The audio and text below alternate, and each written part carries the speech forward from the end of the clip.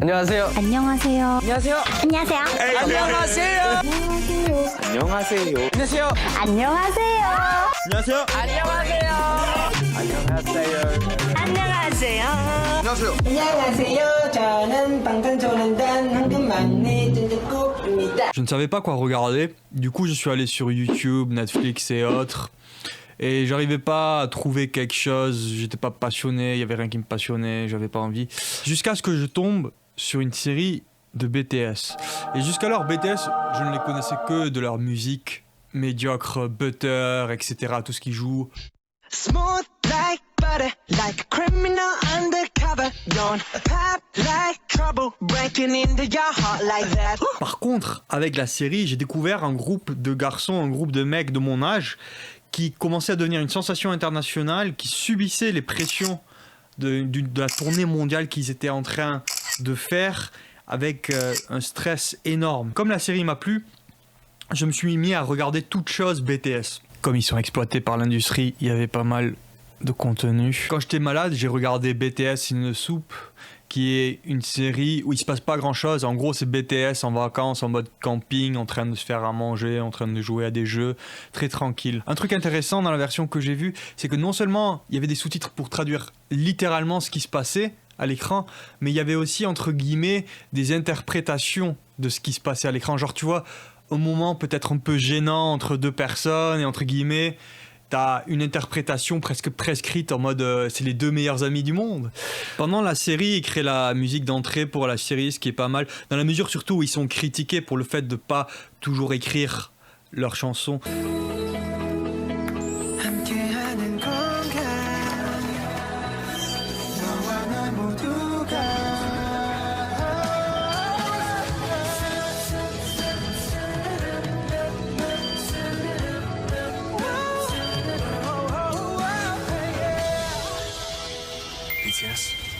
Sugar, c'est le seul, mon préféré d'ailleurs, c'est le seul qui vraiment compose, j'ai l'impression, de la musique. De toute façon, on va pas se mentir, la force de la K-pop, c'est la performance, c'est la danse, c'est pas la musique. Mais bref, après avoir consommé tellement de contenu BTS, je peux même vous dire qui c'est qui est gay. Alors même, si vous voulez jouer avec moi, quel membre de BTS est gay?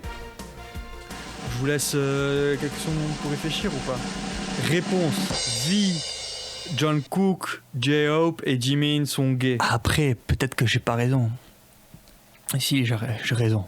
Seuls Jin, Sugar et RM sont hétéros. Et après avoir consommé tout ce contenu BTS, je suis passé au programme télévisé coréen. Mom's Diary, ouf, parce que c'est des scènes de la vie quotidienne, mais un peu comme des sketchs, un peu comme dans Curb, où il y a une direction, genre il y a une situation initiale et ils savent la direction de la scène où ils veulent aller, et ensuite le reste c'est que de l'impro.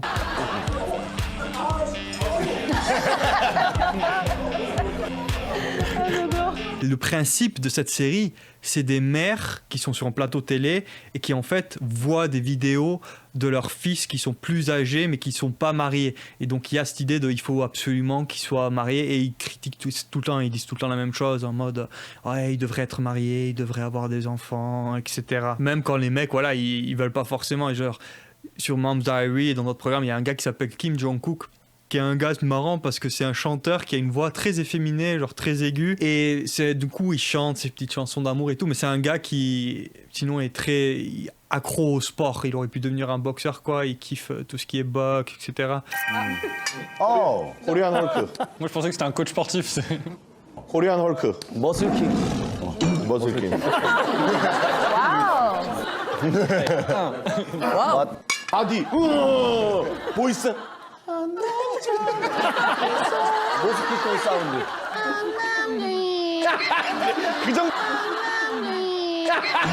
그 정도 아니잖아. 종국이 형한테 맞으려고. 모스키토 사운드. 이 모스키토맨 famous in China. Famous in China.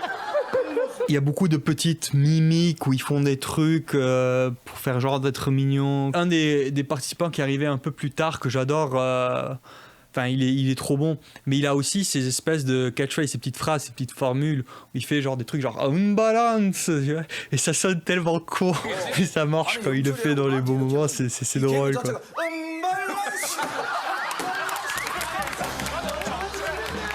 Two Days, One Night. Pour commencer l'émission, ils ont ce truc où ils font Iba, avec des pauses complètement déjantées.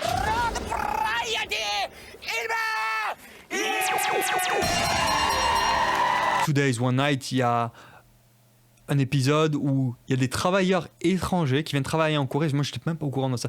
Mais il y a des gens qui viennent travailler en Corée de d'autres cultures, de genre Inde ou quoi, pour se faire de l'argent, pour l'envoyer à leur famille. Ils réunissent du coup ces gens-là avec leur famille.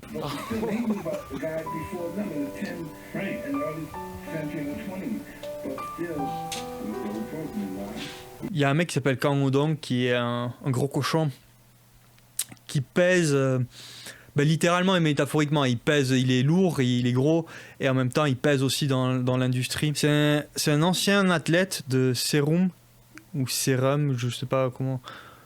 De toute façon, c'est de la lutte coréenne. Il n'y a pas vraiment de prononciation française correcte, j'imagine. Mais de la lutte coréenne qui ressemble un peu au truc de sumo.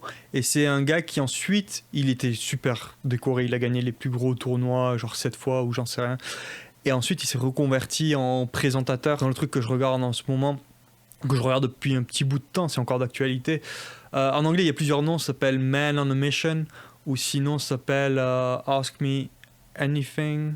Je crois, oui, c'est ça. À chaque fois, il utilise, c'est marrant parce que c'est un gars genre super masculin et il essaye de faire des trucs mignons, blablabla, et ça le fait pas du tout, quoi. J'ai kiffé me perdre un peu dans tout ce qui est coréen. Ça me donnait envie d'apprendre le coréen et de faire de la nourriture coréenne aussi. J'ai tenté de faire du kimchi. Qui sait, peut-être, vous savez, en Corée, ils ont une légende sur un néerlandais, sur l'hollandais qui a sauvé la Corée.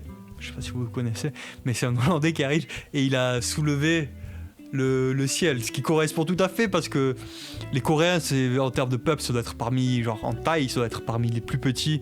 Et les Pays-Bas, je crois que c'est plus grand en moyenne. On dit aussi qu'il faut normaliser la progéniture. J'ai lu ça dans un livre philosophique une fois que on désire parfois ce qui est différent de nous. Genre moi, j'aime bien les meufs de petite taille. Alors, peut-être qu'il faudrait que j'aille en Corée me trouver une petite femme là-bas. Hein. Moi, c'est où que je peux l'acheter, elle, hein?